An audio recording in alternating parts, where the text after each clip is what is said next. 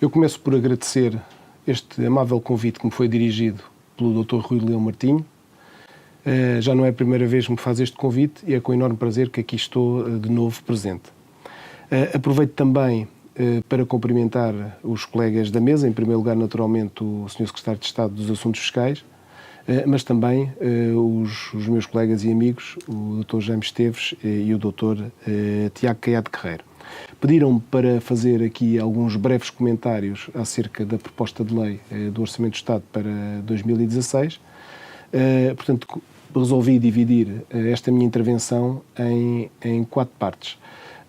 Vou-vos falar enquanto cidadão comum, fazer-vos uma breve apreciação sobre os cenários macroeconómicos que estão aqui em causa. Não sou eu economista, sou cidadão, portanto, gostaria de deixar aqui algumas minhas impressões sobre este tema.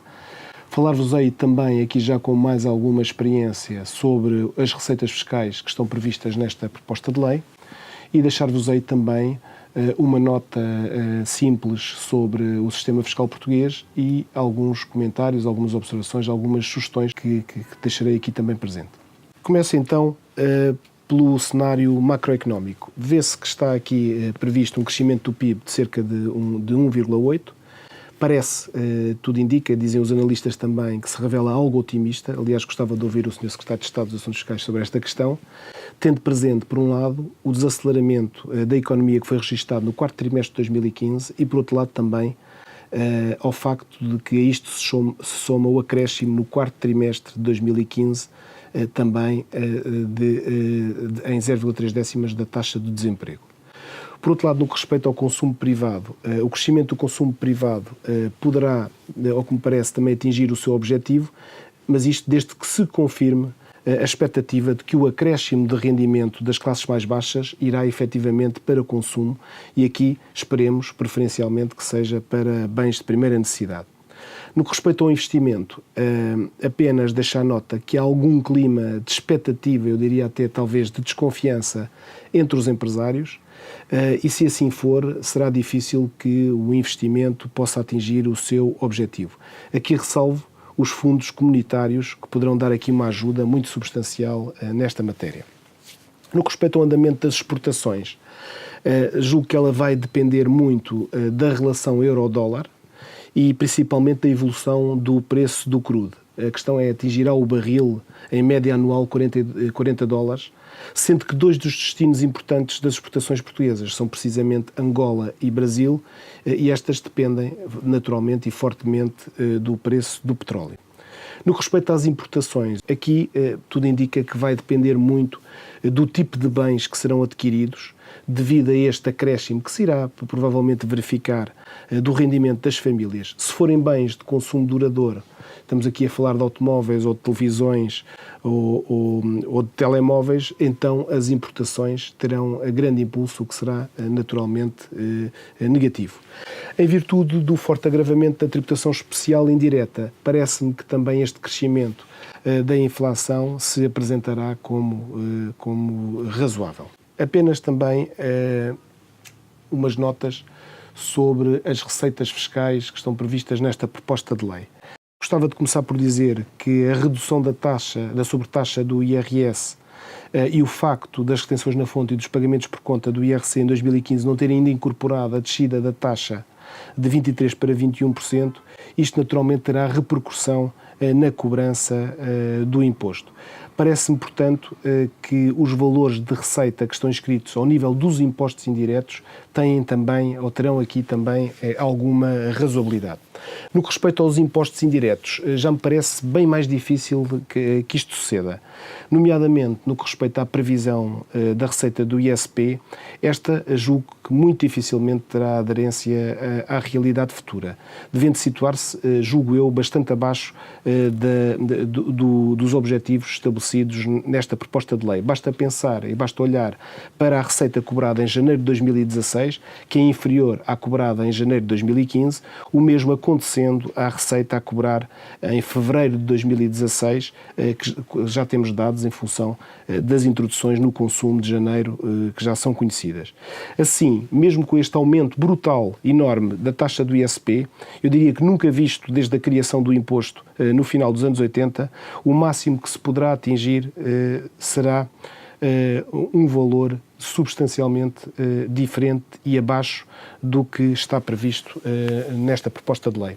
O mesmo se diga, de forma ainda assim algo atenuada, no que respeita à receita prevista para o imposto do tabaco. Também esta, do meu ponto de vista, se revela otimista, mesmo que ainda não se tenha registado este fenómeno da antecipação da introdução no consumo para fugir ao aumento do imposto. Este objetivo também acho que vai ser, que não será facilmente atingido. No que respeita ao IVA, aqui, mesmo com a prevista descida ou baixa da taxa do IVA na restauração, ainda que aqui, como todos sabemos, apenas para meio ano, julgo que será natural que se consiga atingir esta receita, especialmente pelo aumento do consumo, devido ao acréscimo do rendimento que já vos falei e principalmente ao bom ano turístico que se avizinha. Em suma, esperemos que este orçamento seja bem executado, que as receitas sejam efetivamente cobradas, aquelas que estão nele previstas. Não se esperando que esta proposta de lei ou a lei do Orçamento do Estado modifique em termos estruturais o sistema fiscal português, o certo é que este, apesar de ser moderno, se mantém algo descaracterizado.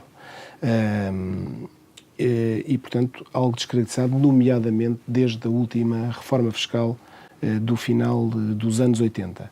Mantém-se, aliás, esta discrepância entre o nível da fiscalidade direta e da fiscalidade indireta. Quando nós estudávamos, embora também estas teorias evoluam, se dizia que as diferenças ao nível das receitas entre os impostos diretos e os impostos indiretos eram muito diferentes em Portugal como em relação a outros países da Europa. Verifica-se com este orçamento que, de facto, havendo um enorme aumento dos impostos indiretos, que estas diferenças de importância em termos de receita entre os impostos diretos e indiretos se vai efetivamente acentuar. Sendo que, se a justiça fiscal se consegue através dos impostos diretos mais do que sobre os impostos indiretos, porque são de facto que tornam naturalmente o sistema fiscal mais regressivo, é natural que nesta perspectiva se acentuem algumas injustiças, quanto mais não seja em termos globais. Por outro lado, o que se verifica é que se mantém também este facto, que é o de o nosso IRC ser cada vez mais progressivo e cada vez menos proporcional, ao invés do IRS, que tinha alguma tendência para se tornar cada vez mais proporcional e menos progressivo, na justa medida em que com muita facilidade se atinge a taxa proporcional marginal máxima no IRS. É um sistema, portanto, que mantém ainda assim um IRC ainda com taxas com características de imposto progressivo, em função, nomeadamente, dos adicionais de taxas que se mantêm para 2016, mas em que se cria simultaneamente ao lado uma espécie de IRS 2 com esta sobretaxa extraordinária. Este IRS 2 verifica-se não apenas ao nível da progressividade das taxas, mas também ao nível de outras características desta sobretaxa, nomeadamente quanto às deduções ou quanto aos sujeitos passivos. Isto levanta naturalmente, ou pode levantar naturalmente, algumas questões de inconstitucionalidade, como pode também, ou como sugeriria também, que a previsão da receita desta sobretaxa fosse separada, ou que não é, no orçamento da receita do IRS. Valeria a pena aproveitar para sugerir que se fizesse pelo menos uma atualização dos escalões de rendimentos para efeitos da aplicação das taxas gerais do IRS, no sentido de tomar em conta a necessidade de alguma coordenação com os escalões que foram criados para a sobretaxa, que não correspondem. Ou seja, os escalões das novas taxas do IRS não correspondem aos escalões das taxas da sobretaxa e haveria talvez alguma conveniência em que houvesse aqui alguma coincidência. Permanece também por rever a lista de atividades de valor acrescentado ou de alto valor acrescentado, por forma a abranger outras profissões no que respeita aos residentes não habituais. Nomeadamente, aqui poderia-se pensar nos pilotos, nos tripulantes de aeronaves e também ainda abranger outro tipo de atividades que alguns estrangeiros pretendem realizar em Portugal, nomeadamente ao nível da consultoria e da gestão imobiliária. Embora nunca tenha sido um adepto do quociente familiar, que aliás é uma experiência francesa que não tem sido replicada noutros países, preferindo esta solução das deduções à coleta personalizantes. O que, não obstante, se verifica é que tivemos uma reforma do IRS muito recente que se aplicou ou que se vai aplicar no que respeita ao seu eixo central apenas no ano de 2015, o que ou daqui resulta uma enorme instabilidade no sistema fiscal em aspectos que são estruturais nas reformas fiscais que vão sendo feitas. Portanto, muito embora pessoalmente prefira e sempre lutei pela não existência de um quociente familiar, melhor e até por uma tributação separada obrigatória, que a meu ver a Constituição permite, não me parece razoável que de ano para ano se andem a alterar aspectos fundamentais do sistema fiscal português, como foi este consagrado na reforma do IRS. O mesmo se diga relativamente à instabilidade na legislação fiscal no que respeita a alguns aspectos do IRC. Já não falo tanto na questão da taxa, do meu ponto de vista seria útil programar-se esta descida de taxa em função daquilo que tinha sido o aviso dos dois partidos do arco governativo anteriormente, mas o reporte de prejuízos é algo de inesperado, a redução do prazo do reporte de prejuízos é algo inesperado e que, do ponto de vista da comunicação fiscal internacional, não me parece que seja efetivamente de louvar. Já de louvar é este novo incentivo fiscal à produção cinematográfica, numa dedução à coleta do IRC para as despesas de produção cinematográficas, que facilmente se pode compatibilizar com a atração de atores de cinema para fixarem residência em Portugal através do regime dos residentes não habituais. Acho uma boa ideia e uma boa sugestão. Não vou já falar também do IVA na restauração, cuja redução da taxa sempre discordei, por razões várias. Acho que apenas vai aumentar a margem de lucro deste setor especial da economia. Não vejo razões para isso, tanto mais que era uma situação que já estava absolutamente assimilada. Portanto, não vou entrar por aqui, mas vi com algum agrado da parte dos responsáveis políticos esta solução de uniformização das taxas do IVA. Nós não poderemos viver sem olharmos para as taxas vigentes ao nível dos impostos indiretos em Espanha. Espanha tem neste momento uma taxa ligeiramente inferior à nossa e, portanto, talvez fosse um momento de coragem de olhar para a existência de uma taxa do IVA tão única quanto possível. Provavelmente uma taxa de IVA à volta de 21% geraria uma receita equivalente àquela que gera atualmente. Quanto à tributação automóvel, duas notas apenas. Uma quanto à majoração dos custos em IRC dos combustíveis abastecidos em Portugal.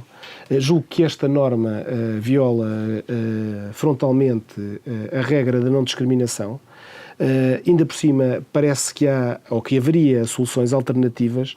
Bastaria para isso que se procedesse ao reembolso de uma parte que excedesse uma determinada percentagem das taxas mínimas comunitárias do ISP pago pelos transportadores.